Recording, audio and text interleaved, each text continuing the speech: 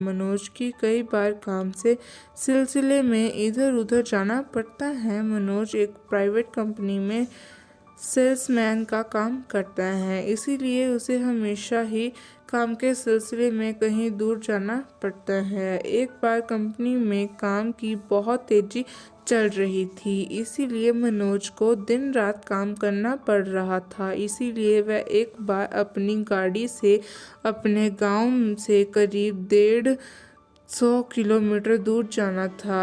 उन दिन मौसमों को भी खराबी चल रही थी। मनोज ने सोचा, चलो कोई बात नहीं, मैं तो अपनी गाड़ी से ही जाऊंगा। रास्ते में बारिश अगर आ भी जाती है तो मुझे उससे कोई फ़र्क नहीं पड़ेगा। सोनम भी मनोज को समझाती है, आप कितनी दूर ना जाइए, मौसम भी खराब हो, अगर रास्ते में कहीं फंस गए तो क्या होगा। तब मनोज कहता है कि तुम फिक्र मत करो, गाड़ी से मुझे कोई भी फिक्र नहीं पड़ेगी, और वैसे भी मैं शॉर्टकट तरीका जानता हूँ, वहाँ से मैं आसानी से अपनी मंजिल तक पहुँच जाऊँगा।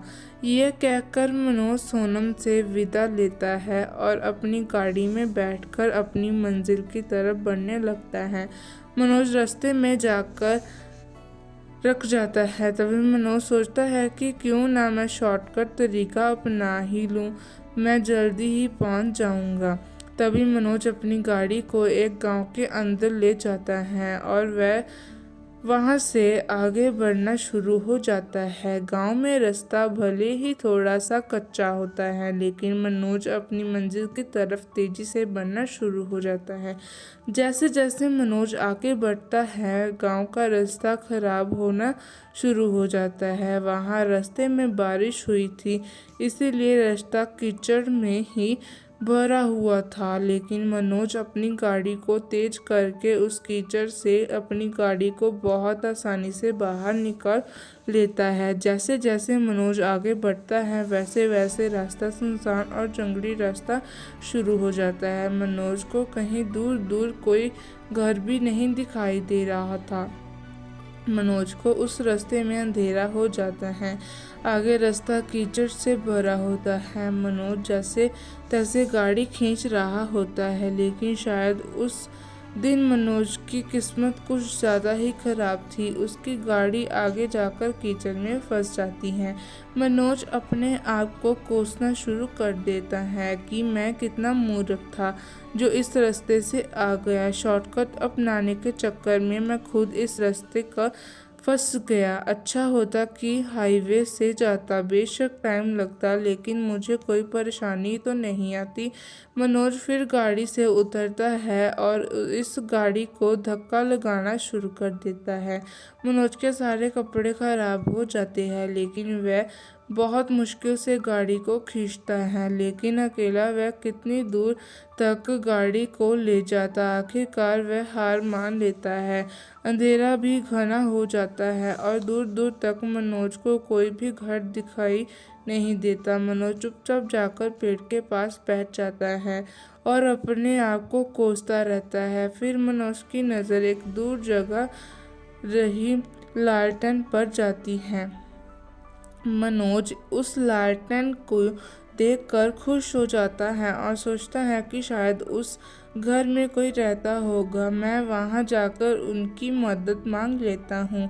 लेकिन मनोज के मन में यह भी डर था कि इस घने जंगल में वहाँ कोई चोर लुटेरा ना रहता हो। अगर उसने मुझे देख लिया तो वह मेरे पास जितने भी पैसे हैं लूट लेंगे और मेरी गाड़ी को भी मुझसे छीन लेंगे।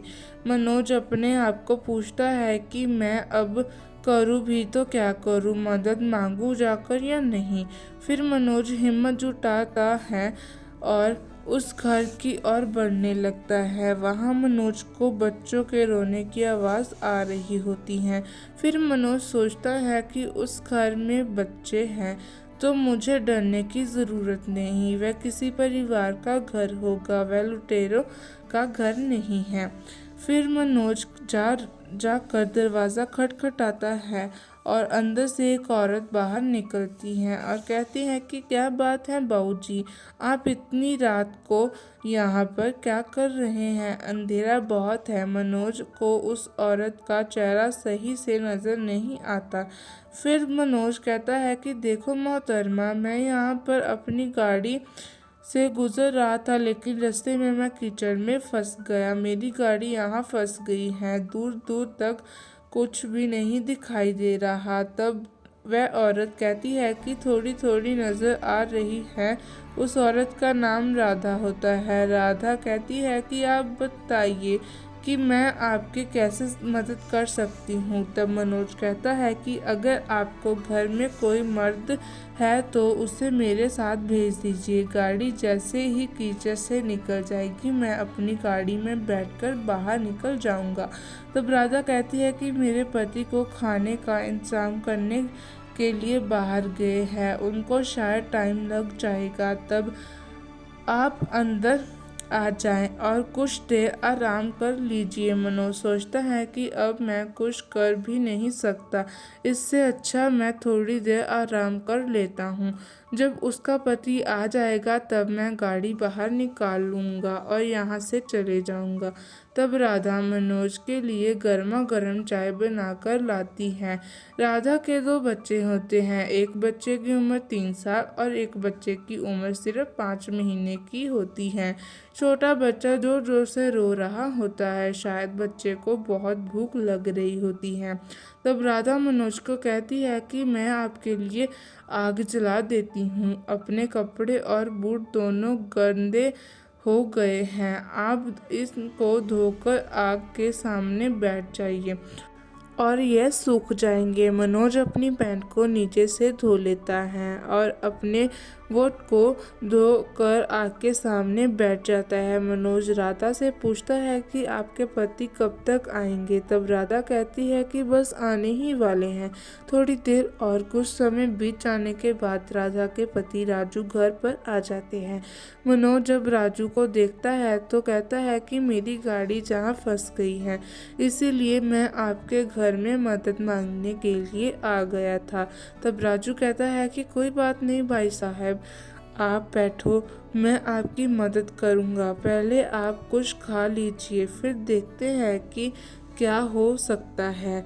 राजू बाहर से जो खाना लेकर आया था वह सभी खाना खाने लग जाते हैं। खाना खाने के बाद मनोज के शरीर में मानो नई ऊर्जा आ जाती है। तब मनोज कहता है कि मैंने अपनी पूरी ज़िंदगी में इससे अच्छा और स्वादिष्ट खाना कभी नहीं खाया।